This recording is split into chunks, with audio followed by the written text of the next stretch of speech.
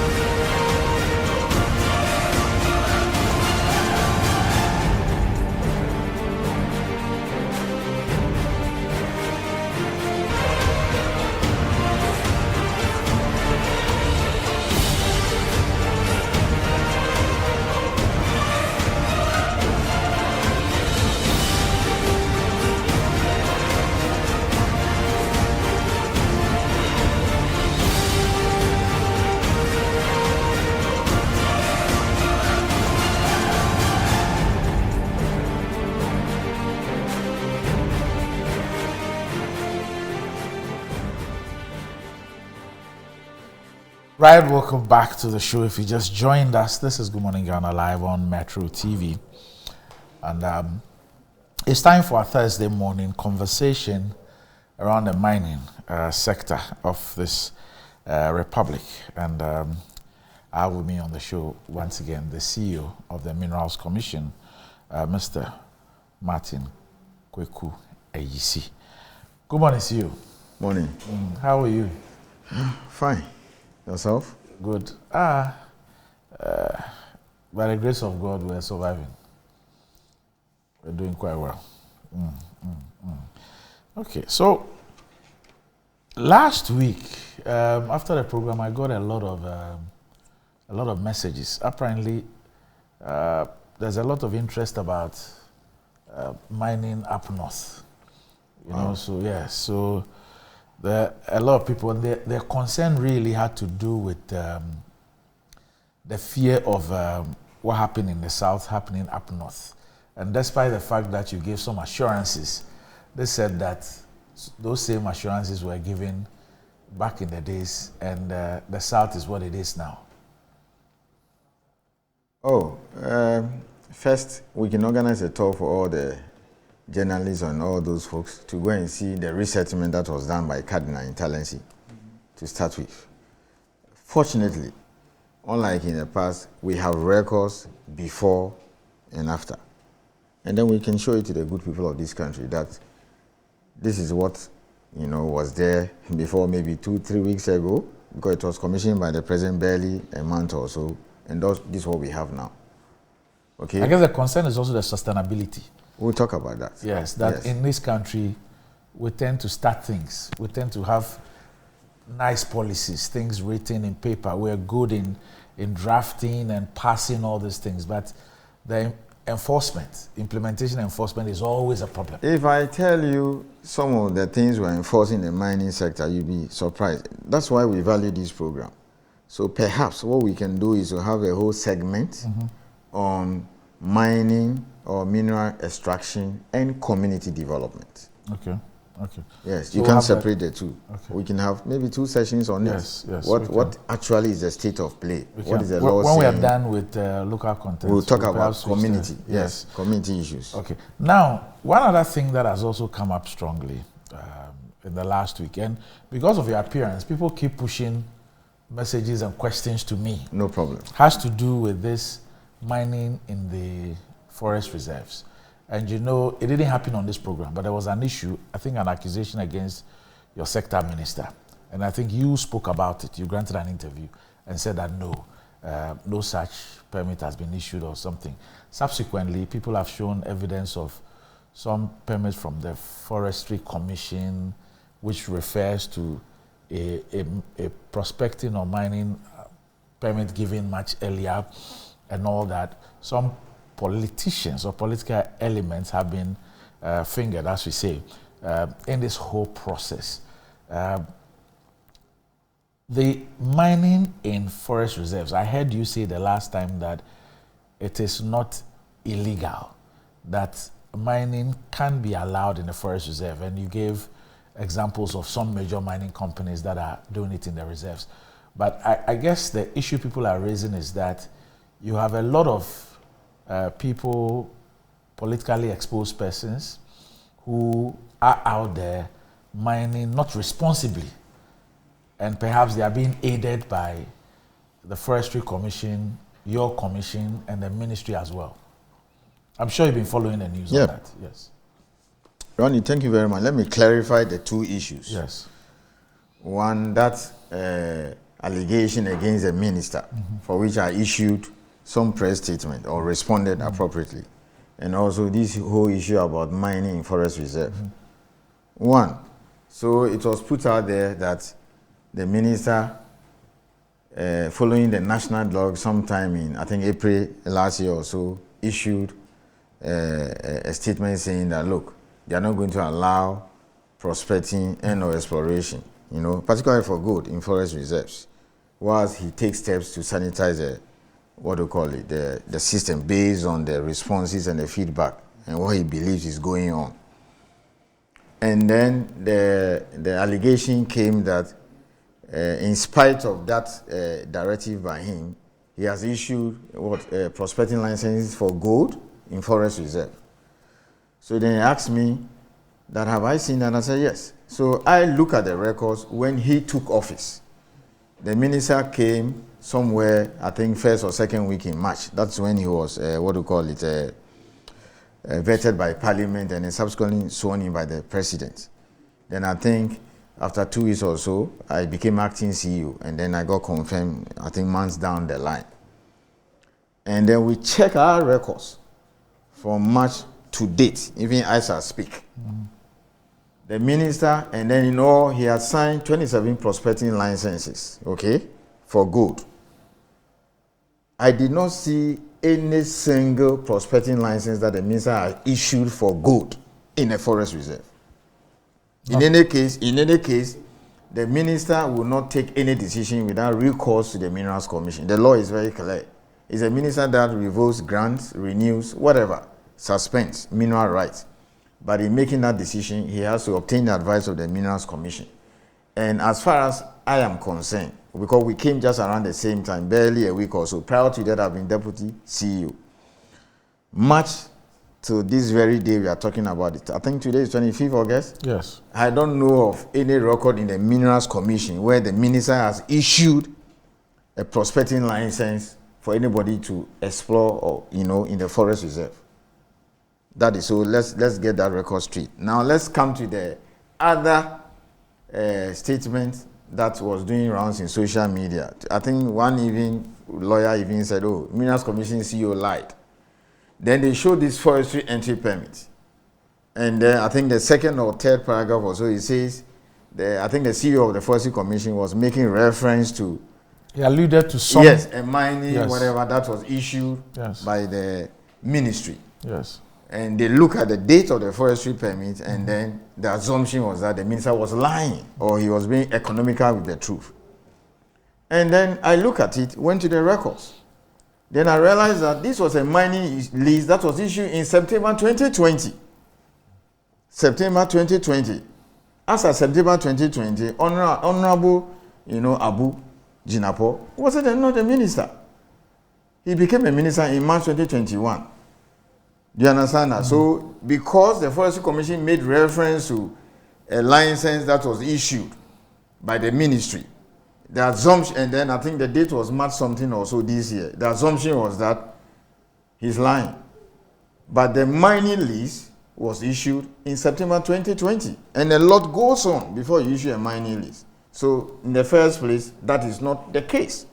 So, they got it all wrong. Then, two, and then to set the record straight and clarify the issues properly, we have exploration, or for that matter, prospecting, and then we have mining. His directive, difference? I'll tell you the difference. Exploration is basically to look for the mineral with the view to defining some reserves and then to see whether or not you can mine. So Gamma will say, you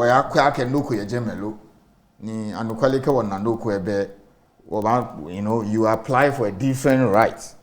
Okay, so normally we'll give you a prospecting license. It's for 3 years. So that's like a feasibility? No, not a feasibility. Okay. These basics are important. I think I talked about it last week, but I will explain. Right. So exploration, you're going to look for the mineral. So you dig some holes, you trench, you pit, etc. And then put all kinds of things together.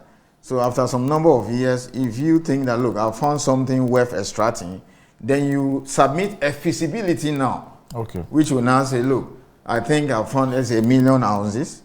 Okay. I can mine 100,000 ounces every year. So I want like a 10 or 15 year lease. I'll use this kind of method or machinery. These are likely to be the impacts. Because of the nature of the ore body, it will be underground or a decline or open pit. All these things are contained in your feasibility. Okay, you find the template on our website. So Minerals Commission will review that. And if we are convinced that, look, this is fine, and then we'll make a recommendation to the minister to issue with a mining lease. That is an extraction right. The mining lease gives you the permission to take the mineral now.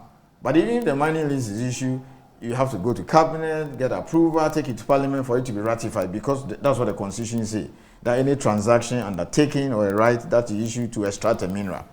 Then you go to the EPA process, including public hearing, which takes time. After that, you come back to the Chief Inspector of Mines and get a what? An operating permit. That also requires some protocols. So you cannot just start extracting a mineral without 3 approvals, or what do you call it, authorizations. The lease properly so-called, the environmental permit, and then the Chief Inspector of Mines own. So there are 2 phases to the whole thing. Looking for it, or if you like, they come out and say, na me hu bibia, na say makoji krata proper. The observation by many. I'm not done yet. Yes. And then, remember, the directive was not to suspend mining in forest reserve. We need to understand that. Okay. What was it? The directive, it says that suspend activities for prospecting and reconnaissance in forest reserve until otherwise directed by the minister.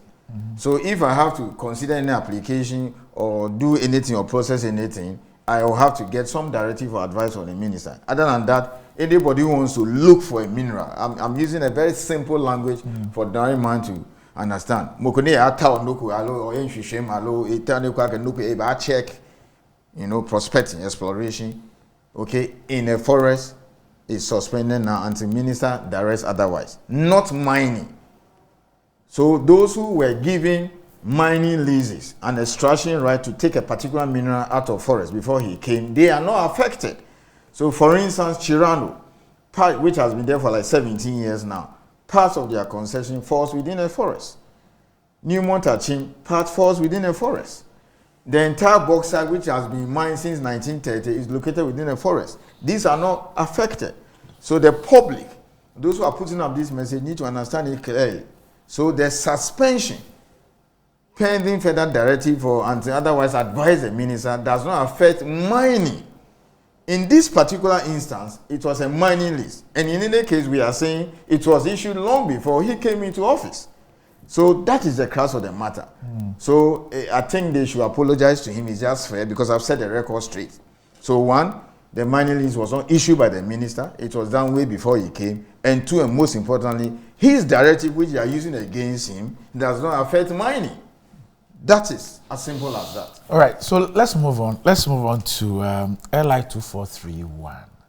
I'm sure that you heard me before you came on board, that I was saying that is local content and local participation. For many of our people, they say that the mining sector has been taken over by foreigners. So their local content and local participation is galamsey. But I'm told that there's an LI 2431, which is what all indigenous people ought to be excited about. That is a major stake for us in the mining sector. What is LI 2431? What does it say? And how is it important to us? Ronnie, thank you. The LI 2431 is simply the local content and local participation. Be mindful of those 2 West. Local content, local participation. And local participation. There are two separate constructs. That's it. Local content, local participation regulations. LI 2431. It was passed sometime in December 2020. And then what do you call it? There was this 1 year moratorium, or if you like, the lawyers would say transition period. In other words, if you were doing something that you've been caught by the new provisions in the regulations, you need to get your acts together to conform. So effectively, the whole of 2021, that is last year, until December last year, we were in the transition stage, working with the mining companies, and then we started full implementation this year. Essentially, this is what that law or regulation is supposed to achieve. One, to create jobs. And we'll tell you how we'll do that. You're supposed to create jobs looking at local businesses, local services, finance, etc. I checked the companies that have been registered by the Minerals Commission to provide what we call mine support services. Let me just explain. You see, you either take an authorization, approval, or a mineral right to explore or look for a mineral. That is mining proper. You're looking for the mineral, or you mine if you find it. And then you have persons or individuals or entities that can, register to provide services to the mining industry. He is not a miner. He is not having a right to explore or mine. So, for instance, somebody can apply, register, and say, I want to do contract mining. So, company A can decide, like, let's say the mining company that is about doing development in the North Cardinal, they can decide that instead of blasting, hauling, and doing the mining themselves, we'll give it out to somebody, a third party, to do it. So here, like outsourcing. Yes, outsourcing essentially. So like Metro, instead of employing, let's say, 30 cleaners, put them on your payroll. Okay, so that they are full-time staff and say you are a cleaner, etc. Come to work 8 to 5, etc. You decide that no, we are not going to employ any cleaner. Any cleaning services here, we'll give it to this company. It's the same principle here. Security. Yes, and we have about 300 companies alone that are registered to provide all kinds of support services. Indigenous companies? Yes, some of them are foreign because depending on the activity, certain things are open to everybody, and then depending on the level of capacity and knowledge or where we are, we said these are restricted to Ghanaians. I'll mention a few. So until recently, anybody can come to Ghana. When I say anybody, any company from any part of the world can come to Ghana, register, and say, I want to provide contract mining. In other words, I'm going to look for jobs in the mining company to allow me to, they should give me the job for me to do the mining for them. Drill, blast, haul, etc. And foreigners were in that space. Again, 20 years ago when I joined Minerals Commission, they were doing it. Today, you joined the Minerals Commission 20 years ago? Yes, 20 years ago. Okay. So we practically know our way out. Now, today, we have decided that contract mining should be done fully by Ghanaians. Now, there are two types of operations of mining, essentially. It's just open pit, the surface, open pit, and then the underground. So, Obuasi is underground, Chirano is underground, FG Apresa is also underground. Okay? And we are saying that anybody or any company that wants to give out contract mining for it to be carried out for you, if it's a surface operation, give it to a Ghanaian. That directive, that law, okay, from Minerals Commission came into force this year. Now, Randy, let me tell you something. If you look at 2019 report, expenditure by the mining companies alone on contract mining is about $1 billion. Okay. Haven't we stopped that money from going to contract miners from Australia? Let me seek a little clarification from you. You say that there are two types when it comes to contract mining. There's the surface. There's a surface. And there's the underground. The underground. Yes. But you say that the directive for exclusive Ghanaian participation is with respect to surface. Yes, I'll come to that. Why? You see, when we are making a decision as to which item or activity or good or service to restrict to citizens, you have to have regard to technology, capacity, standards, etc. Look, there are over 10 mining companies or 10 companies that have registered the Minerals Commission and they are doing contract mining. They have the capacity, they are working. Even some of them have gotten contracts in other sub-regions. Ghanaian companies. Ghanaian companies. 10. Yes. Okay. And 20 years ago, as a young lawyer at Minerals Commission, we didn't have this. That is why I disagree with anybody who will say that mining has not benefited this country. What I will admit is that we shouldn't be where we are. We can do better, in fact, far, far better. And that is our job, how we can change architecture and ensure that, look, this country is really benefiting from mining. But to say we have not benefited, it is not true. So today, over 10 companies, Ghanaian owned, 100%, not fronting. We can give you examples if you want. Rockshore, engineers and planners. So you go to the biggest mining company in Ghana, the biggest mine, the biggest gold mine in Ghana is at Takwa. That's the biggest gold mine in Ghana, Takwa. Okay? The entity that does the mining, for Gold Fields Ghana is a Ghanaian company. Ghanaian company. Okay. Something I didn't see when I joined Minerals Commission 20 years ago. That's how far we've come. I'm sure that's engineers and planners. Yes. So, and then you also have Rockshore, etc. Okay? So we have actually stopped all the foreigners or foreign companies that were there as of last year. So African Underground Mining Services and all those foreign companies, they are still there anyway around because underground is a bit challenging. Okay, it requires technology, it requires huge capital outlay. Even that one we are saying 30% is reserved for Ghanaians.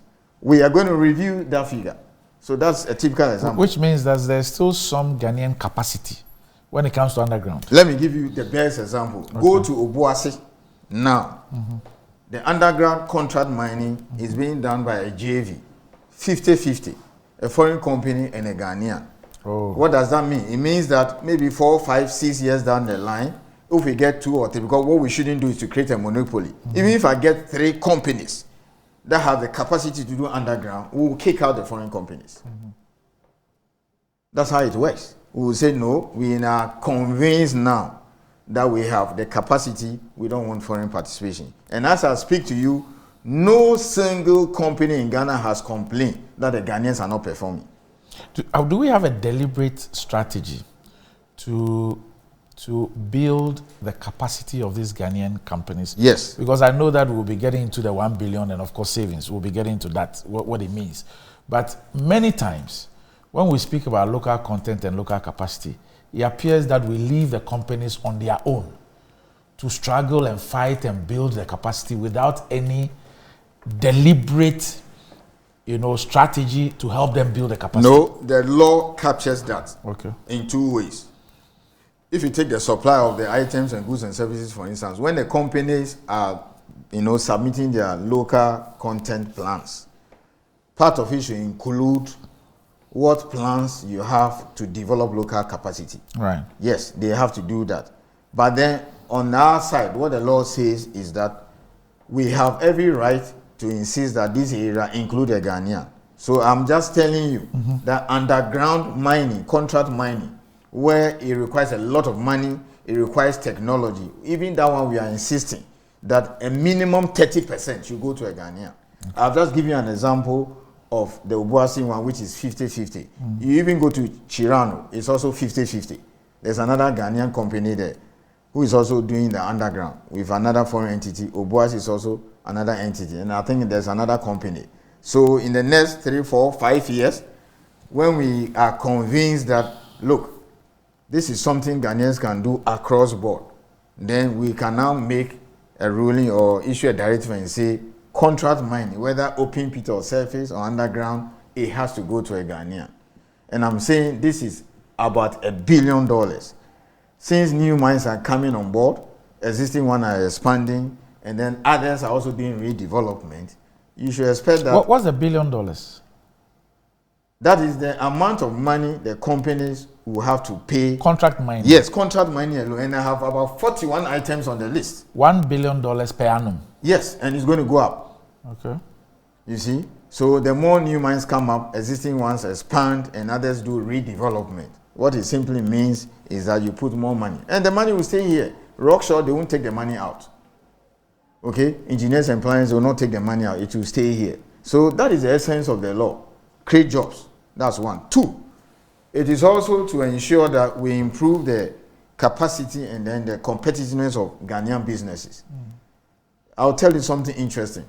If you check the 2019 report, the amount of money the companies spent, the report that the companies are supposed to file with us, which we prepare every year on how well we are doing local content, which inform policy directions.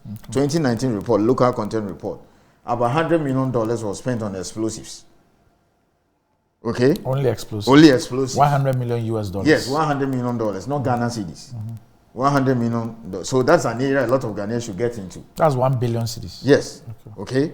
Now, if you look at the report carefully, you realize that there are several companies that have set up here and they are doing it, and some of them are supplying entities or other companies in the sub-region.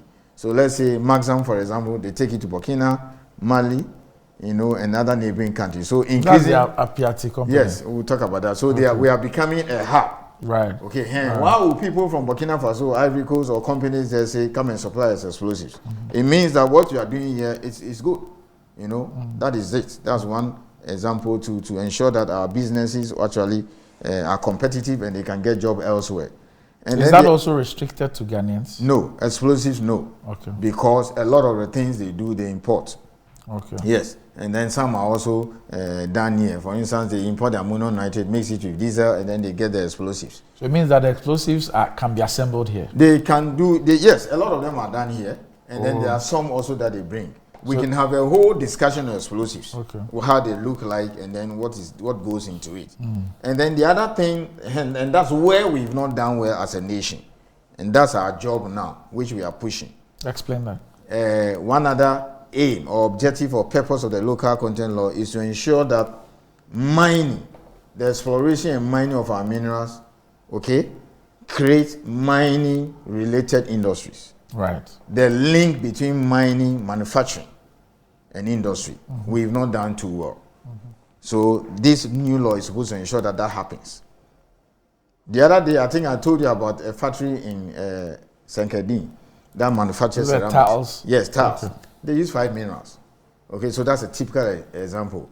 A company has applied to extract clay in some parts of the North Tonga and Volta region. They're going to use it and mix it with cement. That will import how much they spend on, I think, clinker. This is the kind of thing we are talking about. So my question is, the raw materials that are imported for the production of the explosives, are they available in Ghana? No. Okay. They are not available. But some can be done here. And some you have to import. For instance, the one they use, there's one they call AMFO. Okay, the one that was involved in our PRT thing. It's just diesel that you mix with ammonium nitrate. Okay. So they import ammonium nitrate and then set up the plant at the mine site, and then they mix it up and then they use it to break up the rocks. So that's also one. And then the other one too is for skill development. And for me, that is where we are a star. Skill development, we as a nation, skill development, research development, technology, etc. So can we hold on to that a minute? Still on the issue of the local participation, the contract mining and all that. You've spoken about the explosives and the fact that it's $100 million 2019 report. Yes, which means that by now we could even be heading to 150, 200 million. Because you are having new mines, existing ones. For example, the Cardinal mine is ongoing. In about 2 years or so, when they commission, so what are the other big ticket items when it comes to the local participation? Haulage, which is now restricted to Ghanaians. So haulage is now strictly Ghanaian? Yes, strictly Ghanaian. So if you're a company and let's say you want to give out a contract to haul manganese to the port for export or bauxite, something will stop very soon because we want to refine here, you have to give it to a Ghanaian. So haulage has to be done by a Ghanaian. And then the other big ticket is fuel supply. Fuel. That is the one that even got my blood boiling. Okay. That you have to allow foreign companies to come here, set up and supply fuel to the mine. Fuel and lubricants alone is almost about $500 million. $500 million? Yes. But we import all of this. No. You see, but why will you want somebody to come from, let's say, France or US to come and set up here and sell fuel to the mining company? Is that not what a Ghanaian can do? Yes, easily. Yeah, so we've stopped it. So effective this year, we've also added lubricants. Okay. We said the Ghanaian companies should do, and they are happy. Again, remember, look, about $4 billion was repatriated by the mining companies. Last year. So if you are talking about your merchandise receipt being $14.7 billion, okay, trade, according to Bank of Ghana report, and you have the mining sector alone repatriating $4 billion. What does that mean for your currency? And then when you check the report last year, about $2 billion was sent out to pay loans, okay, the loans they take to finance the operations, to pay for equipment that are not manufactured here, and then to pay shareholders. Actually, the figure is 1.9, so roughly $2 billion was repatriated by the mining companies outside. Again, to repeat, pay loans they took for mine development, pay for plant machinery equipment, and also pay shareholders. So if you can develop a strategy or a framework where they can raise the money here, do you need to repatriate almost $2 billion out? No. Yes, so it means that we have to take metal finance seriously. So enter the stock exchange. So now the law is also saying that at least ensure 20% of your equity is listed here. I'll tell you an interesting story. Asante Gold, that now runs the Bibiani mine, after 6 years of being moribund, and then also Chirano, raised about $140 million locally. Locally. They raised $140 million locally. CD equivalent. Okay? Hitherto, or for now, the bulk of this metal financing comes from outside. They go and raise the money in London. No money takes place there. I think they closed down. It's not because. So the local content law, you see, there's a deliberate policy by the government, which Minerals Commission is supposed to implement. The institution that I superintend over, which says that ensure they raise the money here. How do they do that? So all these billions, the hedge funds, and even SNIT, and all these companies are sitting on, they should start releasing them to the mining companies. And then the money can stay here. So if they tell you, look, take Golden Star. Golden Star is an underground mine somewhere in Wasa, Achimpim. They are going to spend about $1 billion to do development. Okay, that will extend life of the mine by 17 years. By the time it will be completed in the next 3 to 5 years, it will be twice or so deeper than Obuasi. It will become the deepest mine in Ghana. Our job is to ensure that this $1 billion, which they need for expansion, the development of the mine to extend the life, is raised here. $1 billion. Yes, they need $1 billion. They've started. They brought their first plan for $350 million. Okay, that money should be raised here. That is what government is saying, and that is what we are supposed to implement as Minerals Commission, not to bring it from outside. Because you see, they will take that money out with interest. Okay, but if they can raise money here, and that's why we need this program, so that those companies that are sitting on your tier 1, 2, 3, even SNIT, because a lot of money is, equity firms, hedge funds, pension schemes, etc. in US. They are the ones that pump in all these billions that are brought here. So SNIT, for instance, should be making a deliberate effort or decision and say, look, I'm going to give $200 million, to Azuma or Cardinal to put in the mine. Do you understand that? That's what is happening all over the world. Or Aziz Capital or any of these pensions. Okay, they are sitting on billions. Do you understand that? They should release them to the mine. But if they don't have this education, they will not know that this is. I said Asante raised $140 million locally from financial institutions here. Locally. And they are the first to do it that way. So it means that hitherto, they should have gone for this $140 million somewhere in Vancouver, Toronto, maybe London Stock Exchange, or even sometimes the alternative investment market, or go to Perth. So Asante has done it. And I always say this, sorry, but it's only when there is fire outbreak, then you realize that people have money in their houses. Okay? So the law now says they must list. There's no two ways about that. For now, 20%. In fact, the law is also saying, I'm just trying to explain why this law for us is a game changer when we implement it very well. The law now is saying that 20% of all the financial transactions, and this is where I want you to listen carefully, a minimum of 20% of all the financial, and that's in the local content law 2431, a minimum of 20% of all the financial transactions of the mining companies should go to local banks. And here I'm telling you that, 2020, about $7 billion receipts, dollars, was got from mining. And if 20% of that can go to the local banks, we wrote to the central bank, because I'm not the regulator of the banking sector.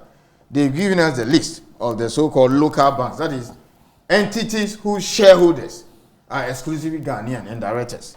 We've given the list to the mining company. So at the end of this year, if Newmont tells me that, let's say they got, let's say $2 billion from the sale of minerals, I'm expecting that in their report, at least 20% of the $22 billion was placed with the local banks here. That's how we keep the money here. So these are things that until recently, or if you like, because this thing started this year, and we are going to increase the threshold. So a time will come where the directive, and it's coming, maybe a year or two, where we will say that about 50% of your receipts from mining after selling your mineral should be placed with local banks. Okay? Should be placed with local banks, not the foreign entities who will still take their money away. So this is what we have not done over the years. That's how come people can say that everything goes and is in a raw form. So ensuring they do it here. Again, it's the same for insurance, a minimum of 20%. Now, the good thing about this local content regulation is that we don't have to go to Parliament every time to change the threshold. So come the last Q3 of this year, we'll review it and see whether or not we can increase insurance to, let's say, 40%, or financial transactions to, let's say, 40%. How do you reconcile all the things you said with the retention agreements that are signed in the contracts with the mining companies? That is where the companies are allowed to keep money offshore. Yes. I mean, that is something government is discouraging now. To be honest with you, I checked the data last year, just before I came in. 67% or more of whatever was sold was brought back. They bring more than they take outside. Yes. And increasing, look, they will still need to send some money outside, because until we develop our technology where equipment, machinery can be manufactured here, how do you expect him to pay his those who supply equipment to him? And then we can only stop the retention agreement or reduce the threshold if we force them to raise the money here. And now the law gives us that backing. The law gives us that backing. So Asante, that $140 million, will they take it outside? The money will be here. They will pay the interest, everything, to the entities that gave them the money. You said something. It might not be related directly to your outfit, but I will still raise the issue, because I guess one of the problems that we have in this country is that government agencies, the synergies and the connectivity with government agencies. So you find people working in silos and in islands. Now, this is what I mean. You referred to the supply of fuel. Yes. Lubricants and petroleum products, the mining sector, to be about around 500 million. Now, from your point as the Minerals Commission, you are interested in those who are engaged in that business, and you believe that it should be wholly Ghanaian. Now, this is what I want you to understand, because the general public is listening and people are interested in this kind of thing. Yes. This is what we do. We realize that the mining companies spend billions of dollars every year to procure all kinds of services and goods. Okay? Typically, over the years, what we do is that, or what the ordinary Ghanaian knows is that, the mine is some bush somewhere. They employ a few people, they devastate the land, and at the end of the day, even pay something small as royalties or taxes to government. Sometimes, for so many years, they don't even pay corporate taxes, because they have to, reclaim their capital allowances or whatever. And then we realized that a lot of foreign companies were coming in here to come and set up and supply or provide or do things that ordinarily a Ghanaian can do. Again, the money will go. So we sat down, we did a research, and then we look at everything, then realize that no, there are certain things that are so basic that we shouldn't allow foreign companies to come and do that. So here's what the law says, or here's a rule. No mining company in Ghana can even engage the services of anybody, whether foreign or local, unless the person registered with the Minerals Commission. Because we do that for data purposes, to be able to also tell how many people are doing that industry and what is coming and what is leaving. So, Randy, let me ask you, we got independence in 1957. How many years now? Oh, past 60. Past 60 years. 65. Yes, and then we sit here. Okay? We have one of the finest regulatory bodies for mining in Africa. Practically, I keep saying this, almost every African country came to learn If in South Africa, which is technologically more advanced, they came here recently about 4 times to come and learn how we do our small scale.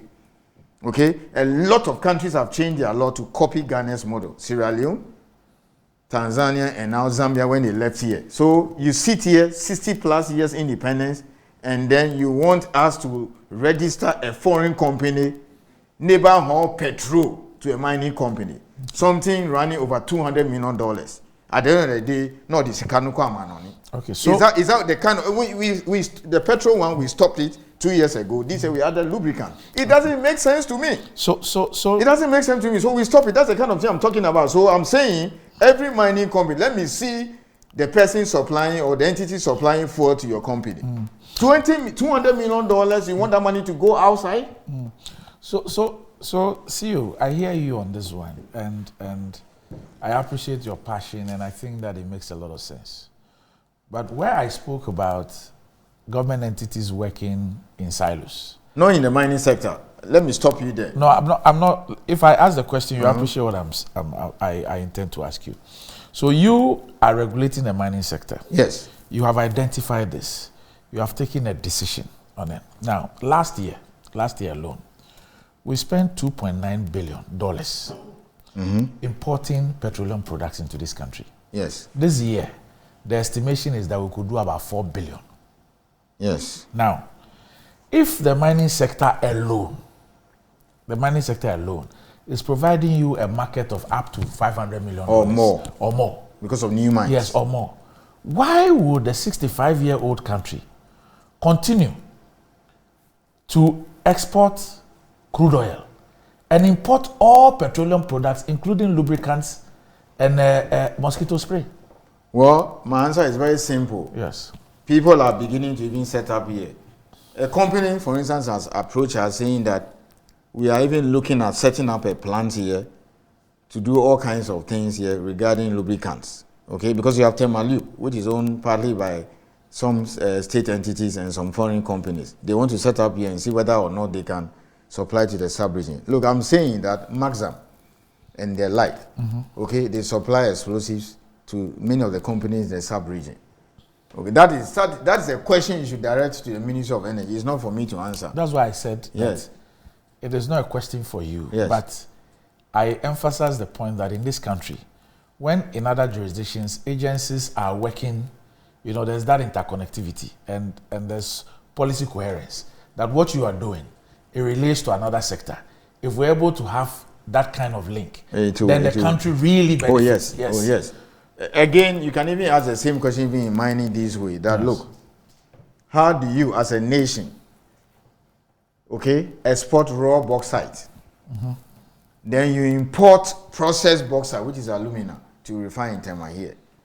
So for me, if you ask me, it's not about politics, but I can tell you that maybe apart from the free exercise of government, if there's any bold policy or far-thinking strategy of this government, is this issue of taking steps, and it's not something we'll do overnight, taking steps to ensure that the bauxite we have at Ninai and Awaso, we process them here and do everything here. It's the same thing you are saying, that you produce oil and then, of course, unless you are not you are net importer or net exporter. Again, the same thing for iron ore. These things take time.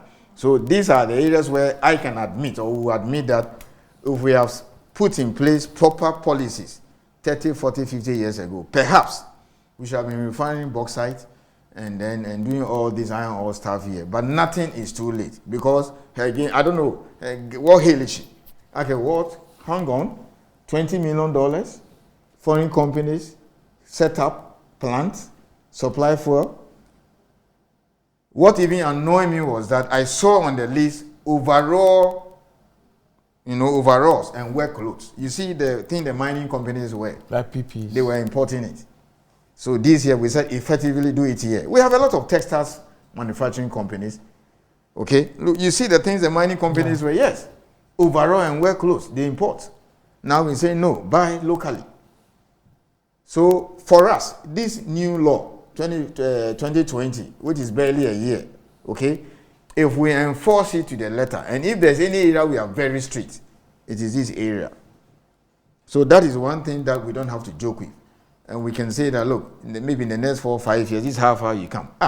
Very soon, the mining industry will be a $10 billion industry because of the new mines that are coming up and then the expansion. Wasa alone, they are pumping in 1 billion.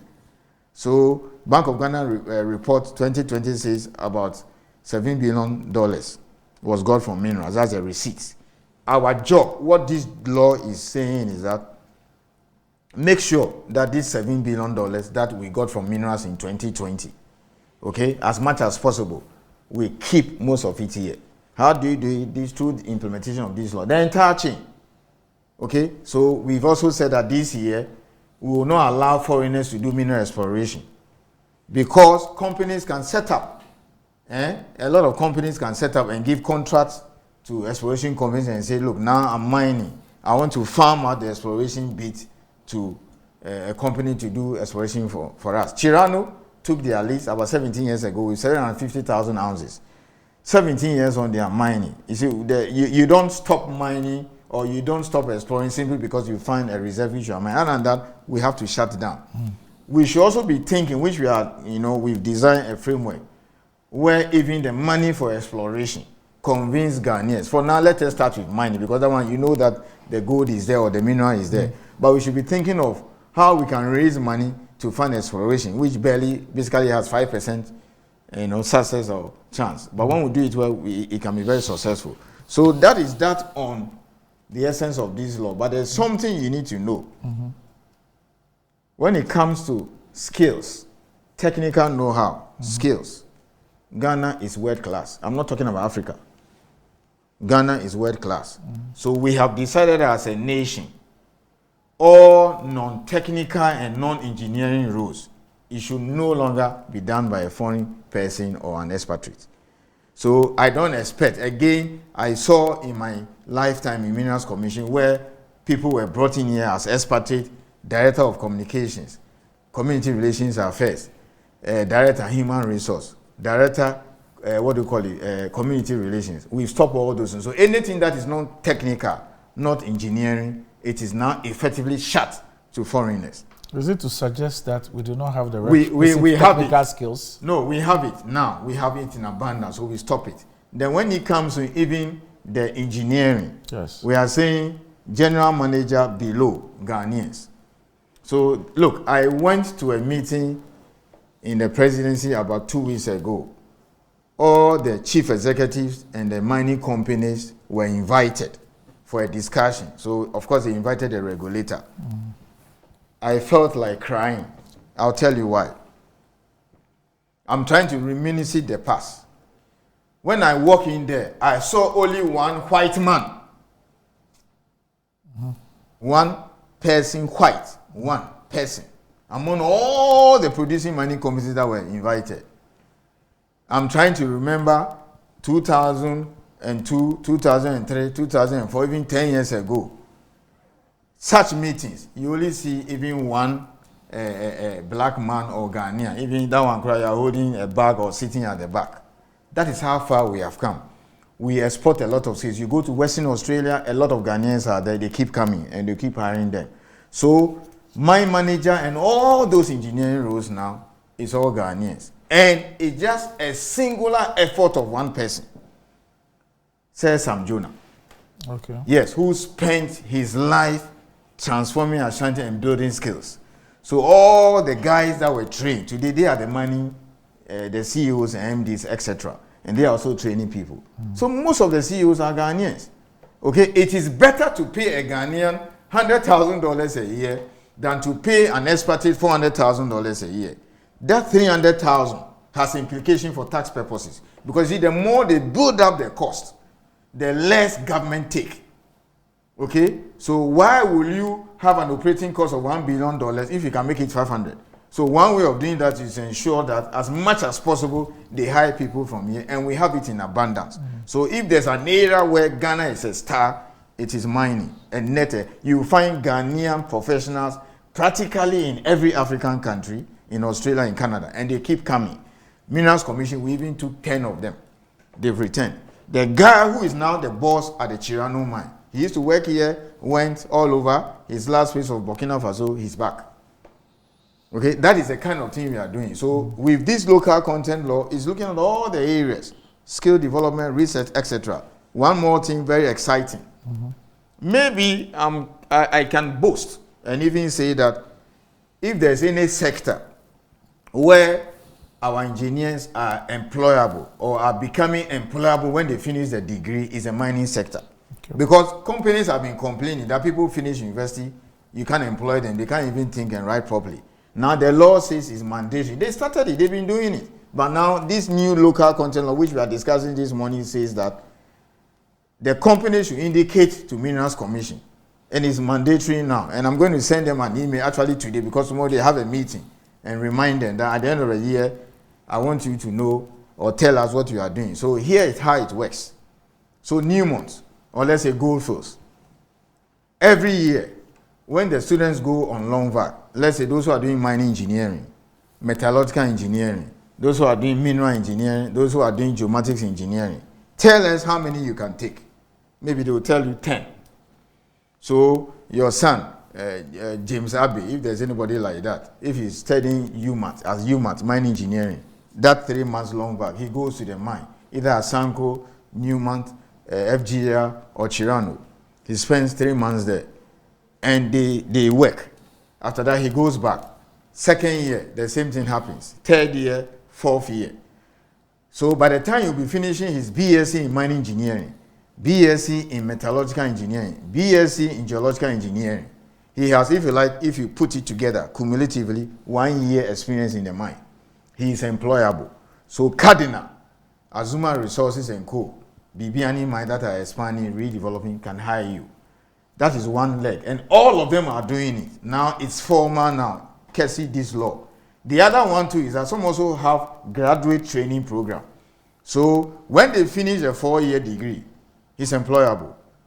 Almost all the engineering or mining related programs and geosciences, most of them do their national services at the mine. So 1 year national service, 3 months every year, you give him 2 years experience. And then so maybe 10 people every year, or 15. At the end of the year, he will take, let's say, 10 for national service. We have the list, 10. And then after the 10, they will hire 5. The other 5 can go and work elsewhere. And I can boast that I have about 10 mining engineers that benefited from that program. So there are about 4 ladies which have taken there in our district offices. They did not only go through this 4-year program, they did a national service there, and they went through this graduate training program. So when we were taking them at the Minerals Commission, they were very good. We took them to the district and the region. They are learning at the more senior mining engineers. Everything is perfect. So first year long vac, a mining engineering student now knows how it looks like, a mine. They even go underground. This is what is happening now. I didn't see this when I joined Minerals Commission 20 years ago. So don't tell me that nothing has changed. But we can do far better. And that is what my job is. Okay? Particularly the area that I want to hit very hard is to make sure that they raise the money for the mining here. Cardinal, $500 million is required to build that money. Our job should be, can we raise that money here? So SNIT, all the pension companies and all those things, come and sit with us and give us this money so that the money will stay here. So 5-10 years down the line, all of us can look back and smile and say, we have done it. Collectively, we've done it together. They should stop sitting on their billions. But of course, if you don't give them this education or knowledge, they will not know.